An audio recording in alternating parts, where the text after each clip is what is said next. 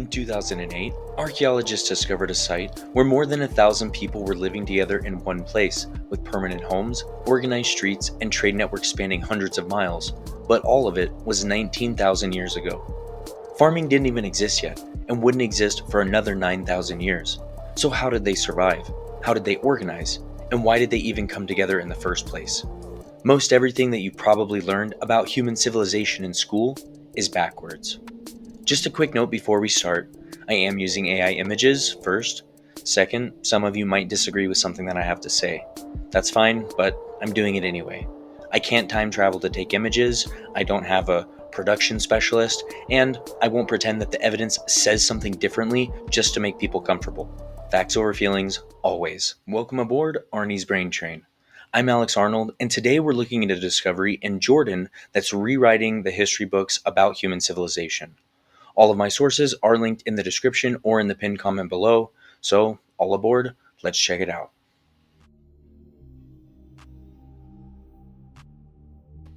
To get some context on this, let's go ahead and first talk about the traditional story and traditional timeline. For most of human history, we were nomads, hunter-gatherers, moving in small family bands of maybe 20 to 50 people. We followed mammoth herds in winter, salmon runs in spring, gathered berries in summer, tracked deer in the fall. We never stayed anywhere long enough to call it home. Then, around 10,000 years ago, something changed in the Fertile Crescent, modern-day Iraq, Syria, Turkey, Jordan, and Israel. Humans discovered agriculture. We figured out that you could intentionally plant seeds and grow your own food. So we planted wheat and barley, domesticated goats, sheep, and pigs, and because you don't really chase after a wheat field, we settled down and we built permanent villages. Population grew, and surplus food meant that you could have specialists like potters, toolmakers, priests, chiefs, things like that. The sequence was clean: first farming, then village life, then civilization. This theory, known as the Neolithic Revolution, actually made sense. Why stay in one place if you didn't have to? Nomadic life was easier in many ways: less disease, more varied diet, and less backbreaking labor. Farming created surplus, surplus created storage needs, storage created permanent settlements, settlements created social hierarchies, and hierarchies created civilization. All of this super linear, super logical. Except it's wrong.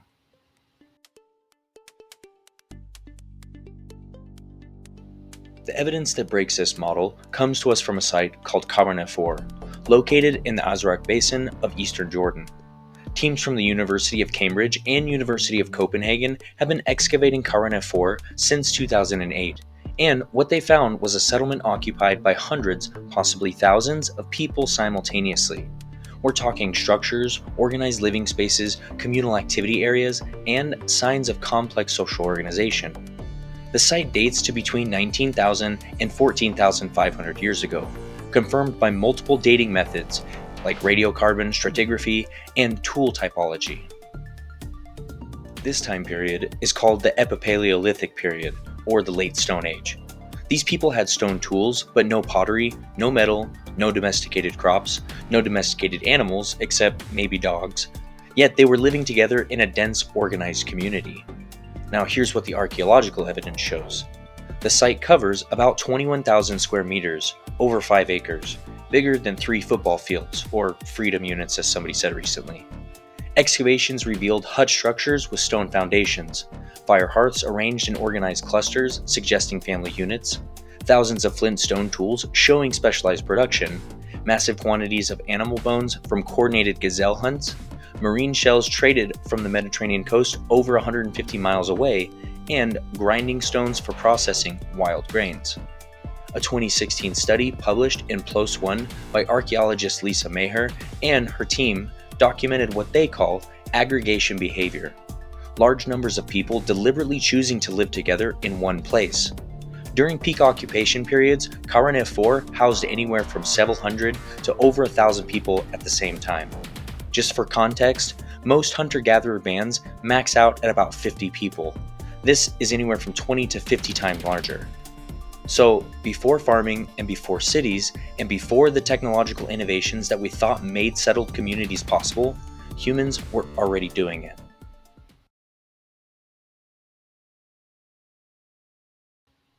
Let's go back now and talk about what I mentioned in the beginning about how school probably taught you history backwards. The old model said that agriculture leads to food surplus, which leads to permanent settlement, which leads to complex society, which leads to civilization. Each step triggers the next, and you need agriculture to start the chain. The Kharaneh 4 shows the opposite.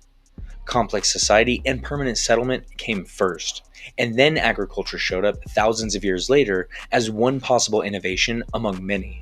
The dominoes fell backwards. These people chose to come together. They wanted to live communally.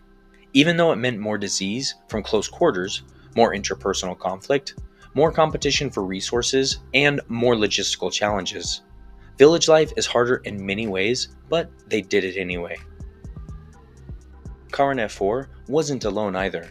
Similar patterns appear across the Levant during the same period.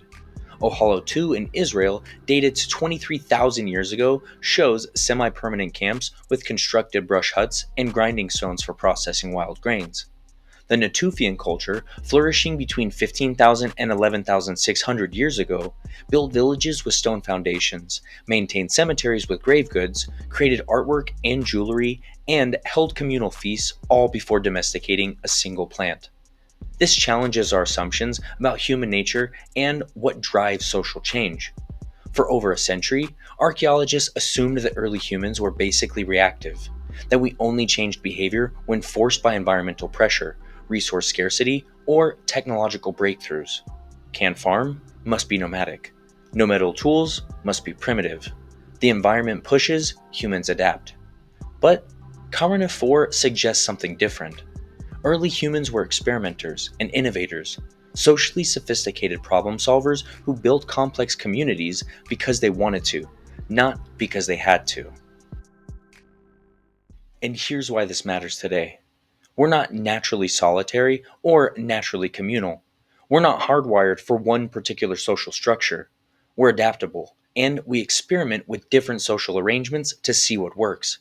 That's been happening for at least 20,000 years. So, what made these experiments possible? And how did people live together in such large numbers without farming? The answer is abundant wild resources. 19,000 years ago, the Azraq Basin was a different landscape than today's desert. It was a marshy wetland. Migrating gazelle herds passed through twice a year by the tens of thousands. There were fish in the marshes, waterfowl, wild edible plants, and stands of wild wheat and barley. The resources were predictable and abundant enough to support a dense population, at least seasonally. That seasonal detail is important because Kharaneh 4 probably wasn't occupied year-round by the same people. The evidence suggests that the people gathered there during peak gazelle migration seasons when hunting was the most productive. Then they dispersed to smaller camps during the other parts of the year.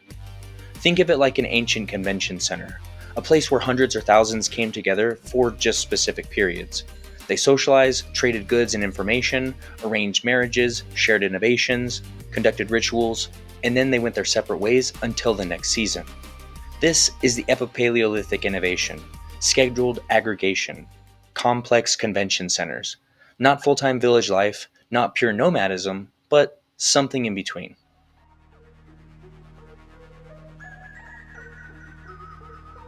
I also mentioned earlier that Kharaneh 4 isn't an isolated case.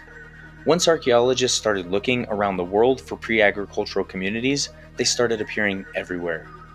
First, Göbekli Tepe in Turkey, dated to 11,500 years ago, is probably the most famous example and the one that I study and talk about the most.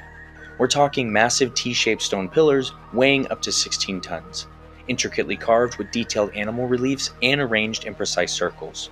This clearly required hundreds of coordinated workers and sophisticated organizational systems, yet there's no evidence of any permanent settlements nearby and no evidence of agriculture. People came together to build something monumental and spiritual, and then they just left.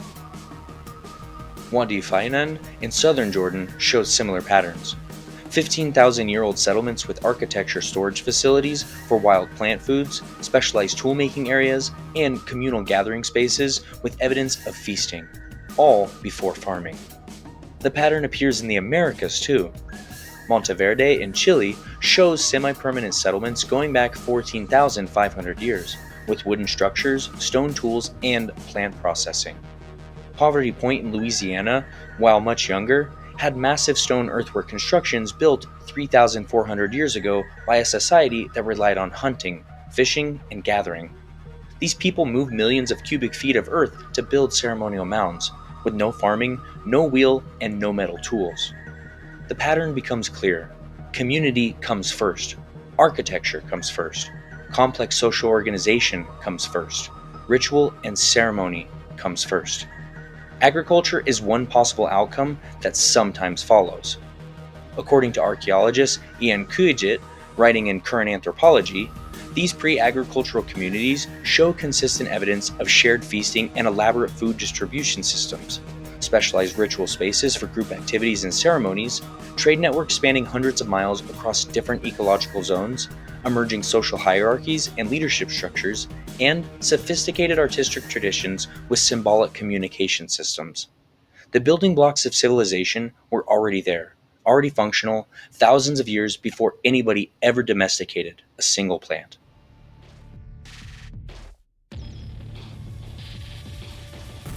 So, what does all this evidence tell us? What did we learn from this? First, humans experimenting with communal living were doing this at least 14,000 to 20,000 years ago, thousands of years before agriculture. Sites like Kharaneh 4 in Jordan and Ohalo 2 in Israel are proof of this. Second, the textbook model is backwards. Farming didn't cause settlement and civilization.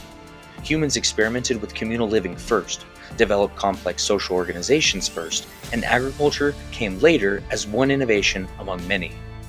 Third, our Stone Age ancestors were far more sophisticated than we ever give them credit for. They built complex societies, maintained long-distance trade networks, and constructed monumental architecture requiring massive coordination. All of this with Stone Age technology and no domesticated plants or animals. And fourth, this matters today because it shows that human social organization isn't fixed or predetermined. There's no single natural way that humans are supposed to live. We've been trying different approaches for 20,000 years, and we're still experimenting.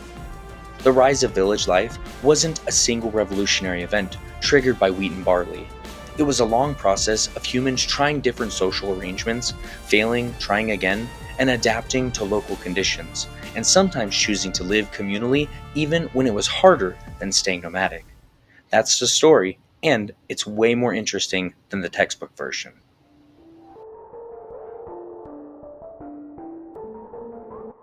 And that's where we'll leave it today on Arnie's Brain Train.